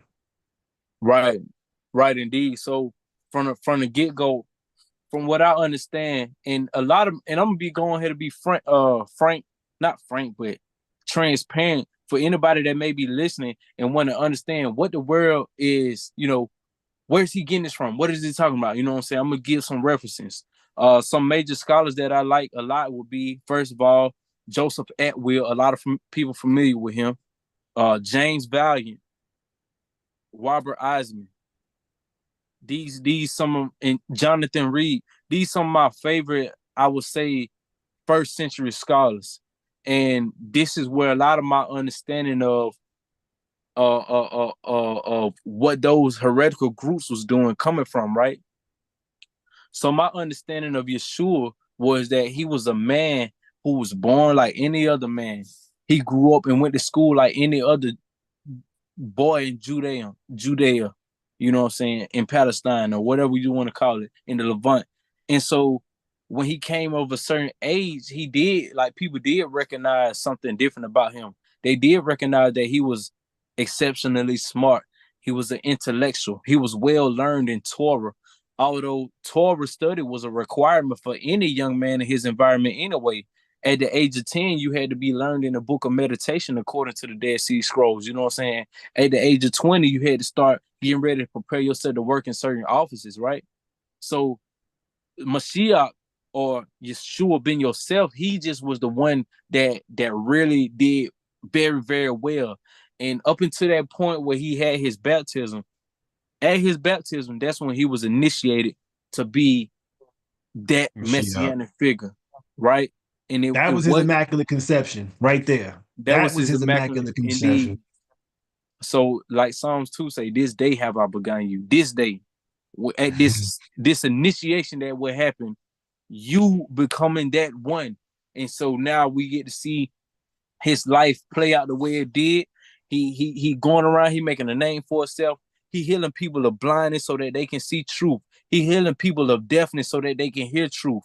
He healing, you know what I'm saying? He giving midrash. He giving parables. He giving so many teachings that people start to take a liking to him, especially common folk. And with that being said, by the time his political assassination happened, the Romans saw that he was so influential that they decided to use his life for their own narrative. And this one we get the anti-Messiah narrative. You know what I'm saying? That everybody know of. And so now you get to play on somebody else's life and create a demigod out of it, and Eurocentric, Eurocentritized, or however I may say that, Europeanize this man's life. Yeah. And that's the narrative that we see in the Christian and Hebrew community, or Hebrew Israelite community. The European version. It ain't just a name. It ain't, and I just want to say this real quick. People find out what his name was and all this and that and be like, oh yeah, we good to go. You think the name was the only thing that changed, boy? Come on, be for real. The name ain't the only thing that was changed, man. The whole narrative. Yeah, come on. Mm. So you mentioned those scholars. Like, how did you come across those scholars? What was it that led you to study those particular first century scholars, and how did that impact your previous set held of beliefs? Well, I had messed around. I ain't gonna lie. To be fair, transparent, the way I came across a lot of those scholars, or even just the seed that was planted in me to go do my research and come across these people was I Yaki Awakened, Yaki Hickman had came to Atlanta. Mm. I had pulled up at this event with him, with where he was at, and I had met his brother Malachi Maccabee, which me and him had a lot of like, you know what I'm saying, mutual type situation. And at this time, there was a handful of years ago. At this time, Malachi Maccabee, man, he was amongst a movement that had happened amongst the Israelite community, where the Israelite community were like, hold on, we're looking at certain things and started like, hold on, gravitating toward the Ebionite and Essene literature. And this community, boy, bred some real major scholars like the stuff we talking about right now. Man, I'm talking about, man, able to doggone turn somebody whole, make their head spin, boy, for real. And so what I'm saying is, Malachi Maccabee, shoot, I got his number, we were chopping it up a little minute, and I was just watching him move as so many books he was spitting out was given, was given. So I was like, man, you know what? Let me take up some of these books like Gospel Nazarene, the Clementine Homily, the Recognition of the Clement, the Nazarene Acts of the Apostle. So many books, man. So many that seen Gospel of Peace. So what happened was within that, the community of people who were studying the Ebionites and Essenes was getting bigger and bigger. And it was a lot of study groups, right? A lot of study groups that I was being throughout the week, 4 or 5 times a week. And inside of that, all it is number of information being exchanged, Zoom after Zoom, meetup after meetup, to where the main scholars that we was discussing, those was the one that stuck to me the most. Mm-hmm. James Valiant, Robert Eisman, you know what I'm saying? Dope man, boy. And so that's how I came across them, just being in a particular study group community. Is Rav Shaul a part of that scholar group? Do you know who I'm talking about? You ever heard that name, Rav Shaul? He's a contemporary. He's actually a European as well, Gentile, Yahudi. He's converted, but he really lays out some stuff about that particular community as well. Are you familiar with him? No, no, no, Okay, I'm I have to not. share some stuff with him. So let me ask you this on that note, as we get to wrap up a little bit. How did you find those books line up with Torah and Tanakh? Like, do you find with the Ebionite community, the Essene community, do you find that they are in alignment with Torah consciousness? Like, do you find the teachings that you had come across with James Atwell and the other individuals that have an affinity with Torah consciousness, or do you find that there may like any contradictions or anything? Like, how have you Well, come across that? I think it continued to thread a lot more better than I would say the New Testament would, because when you get to the New Testament, it's so much political drama involved that people are able to take sides. See what I'm saying?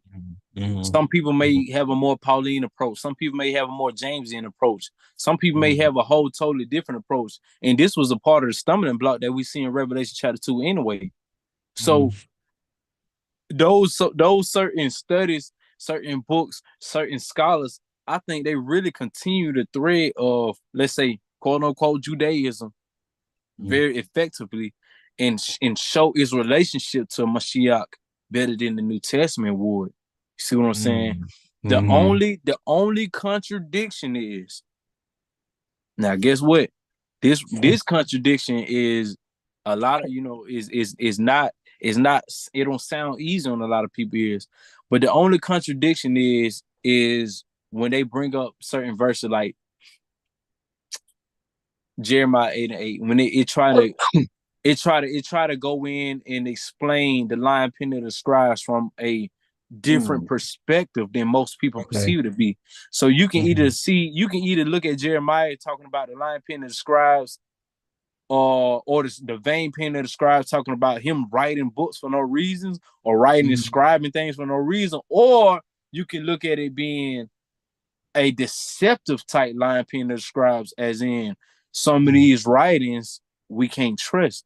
So with that being said, the point of a lot of those groups in the first century that splintered off first century AD, the point of those groups was because they felt the corruption that was amongst the priesthood. They felt the corruption that was amongst the soferim, the scribes, and they wanted to separate themselves and get back to what they understood as the original law, the law that Moshe would have had, not the law that was got in Babylon, the refurbished law that we have, that So we that with see Ezra, is that what right. people have that challenge with Ezra and everything? Indeed. So that's what it is. The challenge with Ezra. Now, I respect Ezra. I think Ezra was you know what I'm saying, an awesome character type situation, awesome man type situation. But I understand too that it is a debate amongst real scholarship community about whether or not Ezra was giving us Maintained something. everything. Yeah, did he preserve it well? Exactly. This, by the way, this conversation that we having is not meant for everybody. You know what I'm saying? And that's not a bad thing either. Right. Some people might not, you know, it don't They ain't gonna receive it. They ain't gonna receive it at you're not all. gonna be able to receive it. And it is what it is. Because a ball meant to roll downhill. Some of the very stuff that they believe, they didn't come up with it, they just were taught it. But conversations like this happen behind the scene. And then you got certain people making decisions on what's canon and what's not. And then the ball roll downhill and it just hits you on your head and you don't know where it came from. Picking up what I'm pointing out? And it's challenging. I mean, it's challenging. You know, it's some of my tenets that I've held that it challenges me in some ways, but I'm open. You know what I'm saying? I want to know the truth, you know, and so I'm going to pursue that. So I think this is the excellent question to set up for our last point. Given everything that we've discussed, how do you go about reconciling the New Testament, right, with an accurate perspective of the first century? Because I think that there's still some nuggets in there that we can use and extract and apply in principle to our life.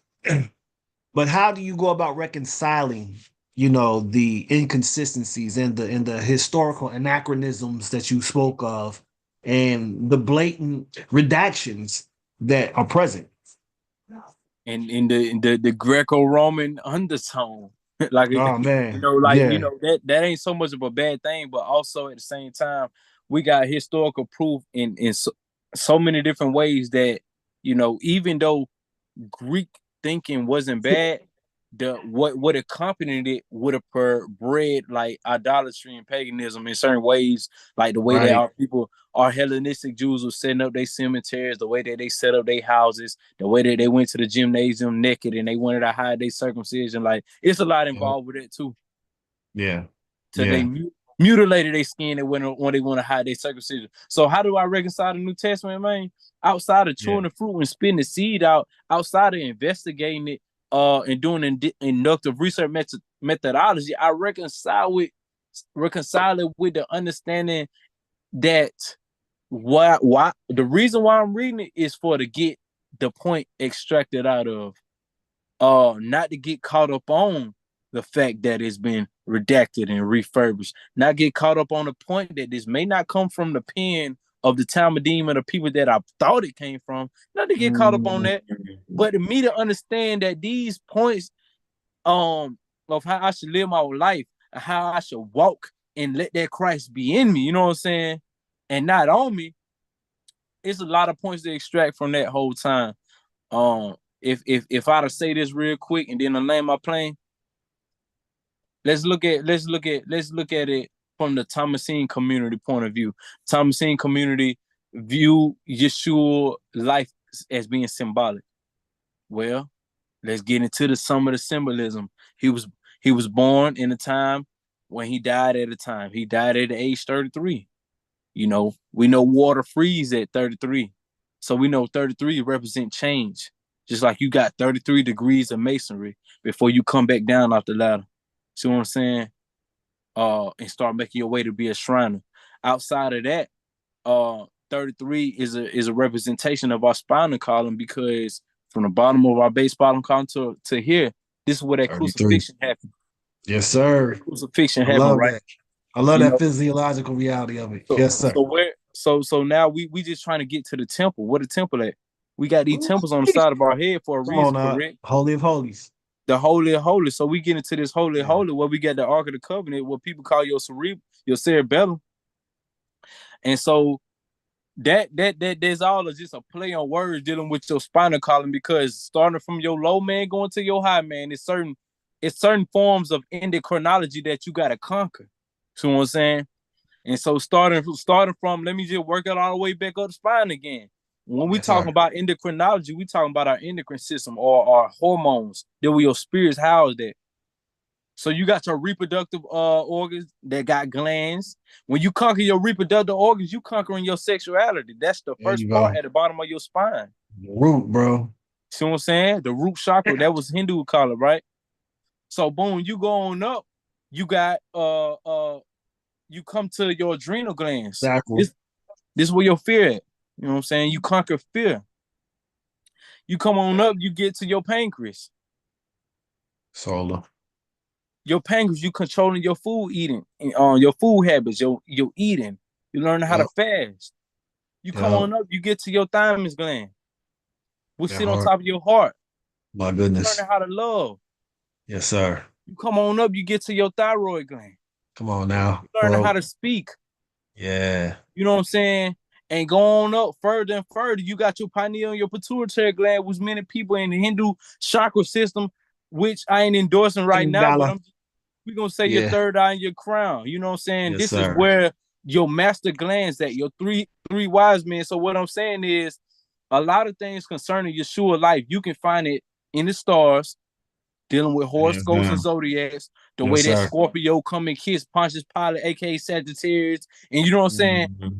Which Right. we did hold this a whole different doggone topic of discussion right now. But we Bro. can see Yeshua's life astrologically, Yes, you can. even Astrotheologically. astrotheologically. Him Yes, dying sir. on the cross, we know that will be him being on the crux Mhm. of the crux constellation Yes, in the sir. winter solstice, right? Yep. So Yep. So what I'm saying is, I don't know if we can view this as a play on nature, on our bodies, on the Mm. stars, or is this just foreshadowing in stars, It's all of foreshadowing it. in our bodies? Hey, that's as above, so below. As within, so without. So that's how I That's beautiful. reconcile with the New Testament. I understand like the Yes, way sir. that you could use it in your Yes, sir. life, and understand that what we see in the New Testament was a Mhm. revolt, a revolution that was going Right. on that's supposed to commence. Mm. With ourselves. Indeed. Man, that's powerful, Lot. That's powerful. I like that. I like that a lot. I like that a lot. What closing words do you want to share with our listeners for today, man? What Closing word. encouragement you want to share with them? What edification? I mean, we've been edified, but encouragement and edification wise, what do you want to leave them with as we transition? And I'm gonna have you back on though, because we're gonna build on just what you just said. Like we're gonna build on that. Like, yeah. Hey, closing out, man. Ecclesiastes chapter 12, verse 13. Here the conclusion Yes, of the whole sir. matter. You know what I'm saying? That's Fear it. Elohim, keep it command. There's a whole duty, Amen. man. And my second Amen. closing statement is us coming back to the first cause. No matter what our doctrinal differences is, at Come the on end now. of the day, no matter what, we might dress different, we might eat different, we might do this. At the end of the day, Good. the first cause is the restoration of humanity. See what I'm saying? What Mhm. does it take for humanity to be restored? Because we see that humanity is progressing in the wrong direction. See what I'm Very much saying? so.